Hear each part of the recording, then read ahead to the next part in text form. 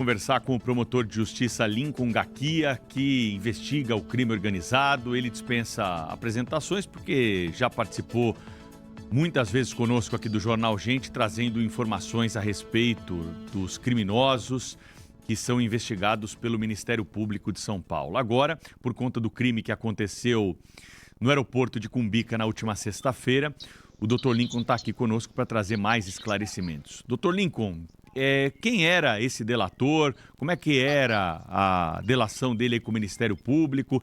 Ele diz em audiências aí com o Ministério Público que estava pedindo proteção.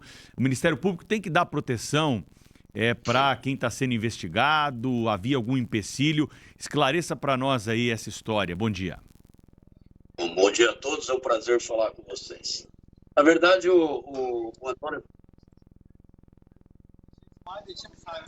Probleminha aqui na conexão, vocês estão percebendo, né, pelo áudio que ficou cortado, com o promotor de justiça Lincoln Gakia, que está conversando conosco. Ele está de volta já, viu, Sônia, para trazer os esclarecimentos. Foi só uma rápida interrupção, mas agora já estamos reconectados. Dr. Lincoln, por favor. Não, ele estava em processo de colaboração premiada com o Ministério Público.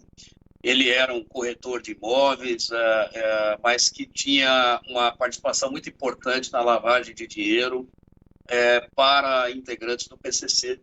Ele acabou se envolvendo, pelo menos foi acusado, respondia como réu por homicídio de 2 integrantes importantes do PCC, justamente por ter desviado, talvez, dinheiro relativo à facção. E ele acabou sendo preso, foi solto depois pela STJ, nesse processo em que ele é mandante de 2 assassinatos, e ele firmou um acordo de colaboração conosco nos processos de lavagem de dinheiro. Eu quero deixar bem claro que nesse acordo de lavagem de dinheiro, de colaboração, foi oferecido a ele, mais de uma vez, a inserção no programa de proteção para o réu colaborador, e ele não aceitou ingressar nesse programa porque ele não queria romper os seus laços aí com seus negócios, familiares, etc., como manda a lei. Então, é por isso que ele não ingressou no programa de proteção, justamente porque não houve a aquiescência dele. Ele disse que iria contratar seguranças particulares. Dr. Lincoln Gakia, muito bom dia, bem-vindo aqui ao nosso programa. Assim, causa um certo espanto que alguém em processo de delação premiada contra uma quadrilha tão perigosa não tivesse proteção policial oficial, né? Os policiais que estavam na sua segurança eram policiais contratados ali fazendo bico. Não há uma norma que determine isso, que faça com que a polícia assuma, pelo menos durante um certo período, a segurança do delator? Existe uma norma que é a lei que prevê o programa de proteção a testemunhas e agora o réu colaborador, mas como eu frisei anteriormente, ele precisa ingressar nesse programa, e para ingressar nesse programa ele precisa cumprir algumas regras. Por exemplo, ele precisa ter um comprometimento de não ter nenhum tipo de ligação com a sua vida anterior. Então, é um novo nome, um novo endereço, ele muda de estado, ele não vai ter contatos, inclusive com outros réus, que nós não estamos falando aqui, desculpem, de um empresário, né? A gente está falando de um réu que respondia a vários processos e que nos procurou para um programa, aliás, para firmar um acordo de delação premiada. Só é possível que ele tenha qualquer tipo de escolta quando ele estiver fazendo parte do programa de proteção, o que ele se negou. Ele não queria romper os seus laços, os seus negócios. Ele falou que o estilo de vida dele não se ajustava ao programa de proteção, embora ele soubesse que estava correndo risco, e o risco não foi por conta da delação premiada, mas por ele ter se envolvido já no assassinato de um dos maiores narcotraficantes do país, fornecedor de drogas do PCC, e do seu motorista, que era integrante do PCC também. Então, naquele momento, ele já havia sido jurado de morte. Agora, existem outros suspeitos, ele havia delatado também policiais envolvidos com corrupção, enfim. O problema dele era extremamente grave, mas ele não quis, deixo isso bem claro, ingressar no programa de proteção à testemunha, acompanhado dos seus advogados. Ele negou, né, a todo momento que precisasse ingressar no programa. Doutor Lincoln, Sônia aqui, eu estou falando com o senhor direto de Baku, no Azerbaijão, onde tem a COP29, e muitos dos meus colegas jornalistas estavam no aeroporto no momento do tiroteio, e mesmo no Terminal 3, que é o terminal internacional, eu ia contar até isso para o Pedro naquele momento, foi um pânico muito grande, né, quando isso aconteceu. E aí nós, né, cidadãos, estamos no meio aí de um tiroteio, de um acerto de contas de PCC, de facção X, de facção Y, que isso pode acontecer num aeroporto, num shopping, na Avenida Paulista, enfim, quer dizer, a hora que eles quiserem, e nós estamos à mercê dessa gente, com esse perigo que eles são.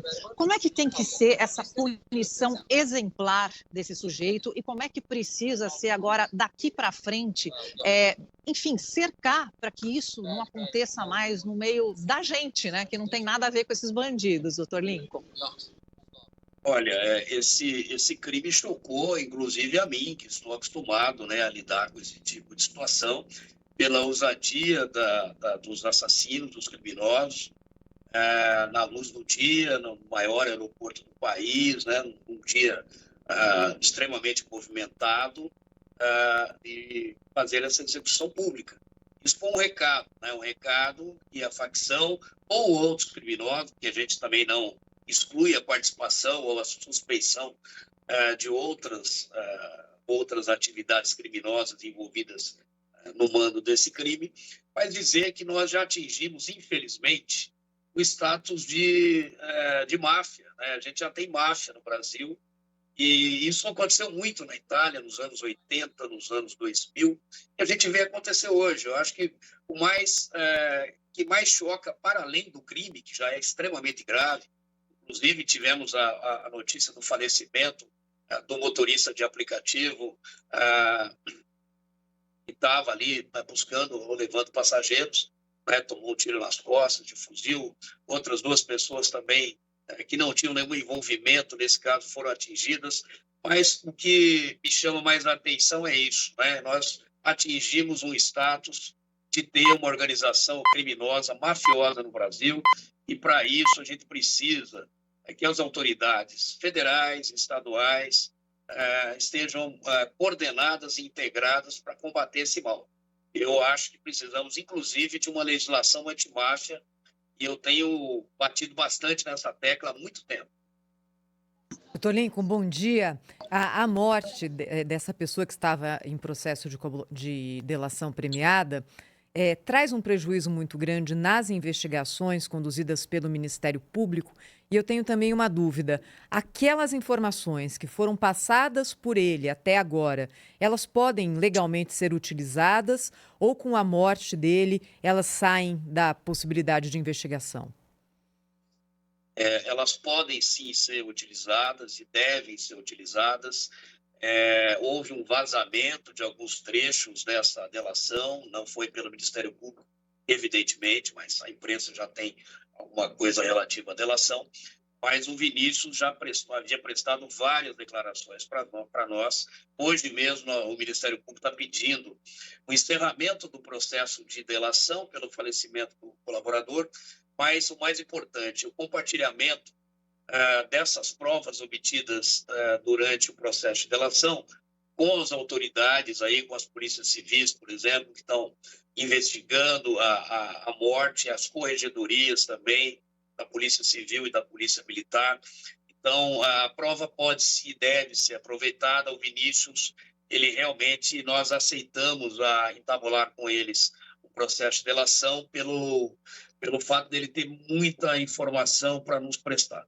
Não só na área da lavagem de dinheiro, com imóveis, né, onde ele atuava, mas ele falou também dos bancos digitais, das fintechs, ele estava falando também sobre o mundo do futebol, ele estava falando sobre o envolvimento de policiais também com o crime organizado. Então, a relação dele era bem ampla. Muito bem. Esse é o Dr. Lincoln Gaquia, promotor de justiça do Ministério Público, dando mais esclarecimentos a respeito desse caso que está chamando bastante atenção. Cláudio, Sônia, Thaís, mais alguma pergunta aí para o Dr. Lincoln? Eu tenho, então vai lá, sim. Cláudio. Aliás, eu tenho duas, são uma coisa muito rápida. A primeira é o seguinte, a gente viu que houve aí um aproveitamento político, né, doutor Lincoln Gaquia, infelizmente, desse episódio. Inclusive, a Polícia Federal abriu inquérito para investigar. Eu suponho que isso tem a ver com o fato de que o crime ocorreu em dependências de um aeroporto. Então, talvez isso justifique a abertura de um inquérito que aparentemente deveria estar a cargo da Polícia Civil. Queria que o senhor explicasse isso. Tem muita gente que duvida de qual polícia tem a prerrogativa, a Polícia Judiciária, para investigar esse assunto. E outra coisa é uma declaração da desembargadora Ivana Davi, no sentido de que o assassinado lá, o delator que foi morto, ele tinha um trunfo, que eram exatamente as senhas das criptomoedas, né? Quem é dono da criptomoeda que tem as senhas de acesso, alguma coisa assim, são senhas muito, muito longas e tal, e isso é o que o mantinha vivo. O senhor corrobora com essa afirmação? Bom, infelizmente eu percebi também que houve uma exploração política desse caso. Eu acho isso absolutamente indevido. Em que pese o respeito que tenho pela Polícia Federal, eu acredito que não é caso de federalização desse homicídio. O homicídio pode e deve ser investigado aqui no estado de São Paulo. As autoridades têm total isenção para fazê-lo, e inclusive expertise e competência, né? O Ministério Público, Cláudio, vai acompanhar. Nós estamos pedindo designação hoje para acompanhar o inquérito do homicídio no DHPP e também os inquéritos na Corregedoria da Polícia Militar e da Polícia Civil. Com relação às declarações da doutora Ivana, o que houve é que houve muita especulação no momento do primeiro homicídio envolvendo o narcotraficante Anselmo Santa Fausta, o cara preta, e seu motorista, de que o Vinícius havia desviado em torno de 100 milhões de reais pertencentes a esse narcotraficante. Teria pego um dinheiro para aplicar e teria aplicado em bitcoins. O bitcoins perdeu o valor e ele perdeu a liquidez para pagar, e teria supostamente contratado alguém para matá-lo, e como de fato matou, embora ele negasse. Agora, isso ainda é suposição, né?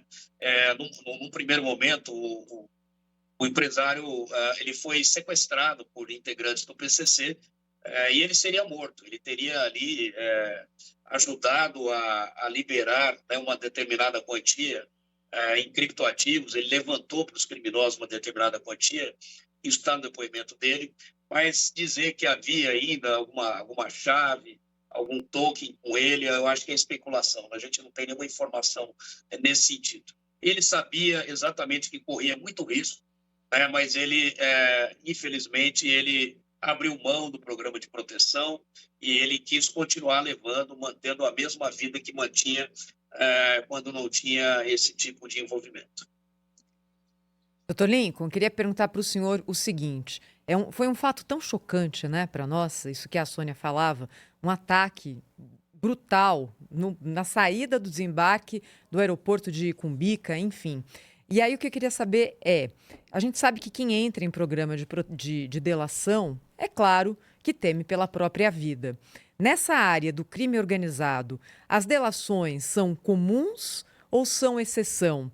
E esse tipo de perseguição das estruturas criminosas a quem fecha um acordo de delação, essa é a primeira vez que acontece assim em público, ou existem outros relatos na história de outros atos semelhantes?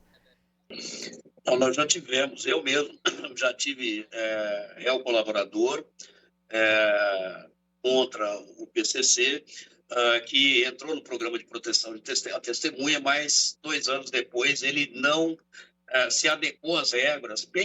O sujeito precisa sair do mundo do crime, ele precisa extinguir todos os laços que ele tinha com a vida dele, porque senão ele vai ser descoberto. Então, são regras para poder entrar nesse programa.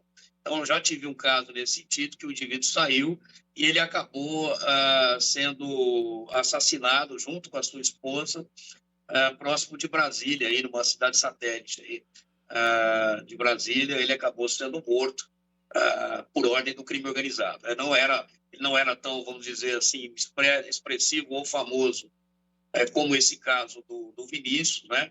Mas eu acredito que o caso do Vinícius chocou mais e chamou mais atenção por ter ocorrido nas dependências ou fora aí do aeroporto de Guarulhos, o maior do país, num horário extremamente movimentado.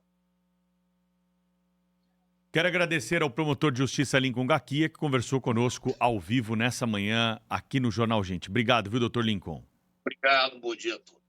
Antes da gente ir para o intervalo, viu, Cláudio, Sônia, Thaís, queria falar rapidamente aí com vocês sobre as considerações que o Dr. Lincoln trouxe para nós, até porque nós costumamos elogiar muito esse trabalho que é feito pela Força Tarefa do Ministério Público contra o crime organizado, e o Dr. Lincoln sente na pele essas questões todas, mas nesse caso me parece que é o momento de refletirmos com quais bandidos nós vamos fechar a delação premiada.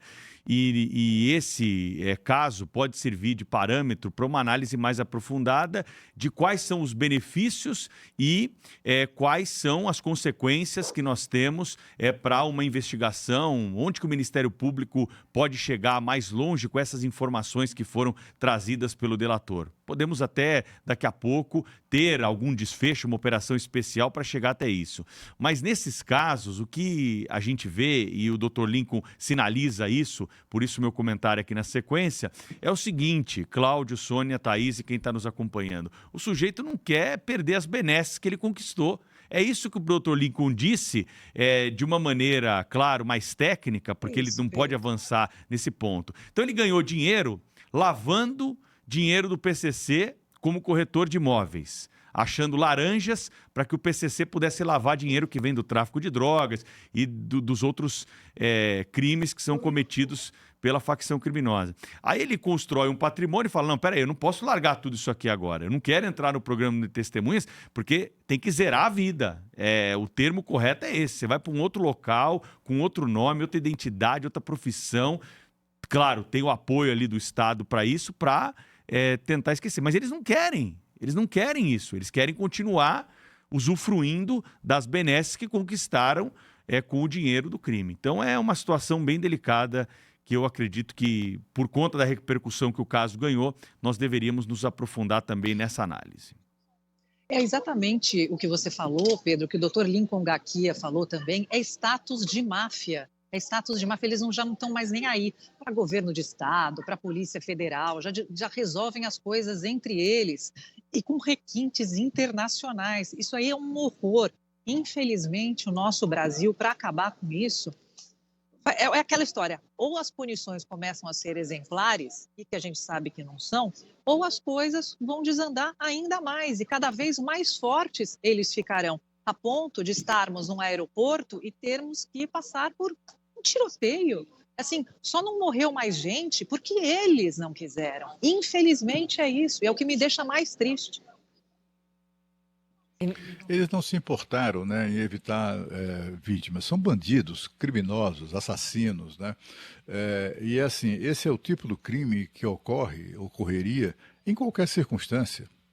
Ocorreria na rampa do Palácio do Planalto, entendeu? Quer dizer, não há limites para o crime organizado, né? Não significa necessariamente que não há segurança no aeroporto de Guarulhos ou qualquer outro aeroporto. Mesmo, não significa nada disso, né?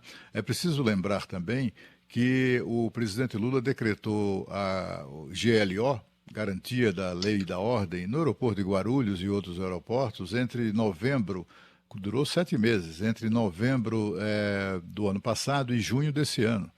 Essa GLO não adiantou de nada, então, né? Quer dizer, qual o legado que o decreto de garantia de lei e da ordem do presidente Lula em Guarulhos que produziu? Que tipo de legado deixou?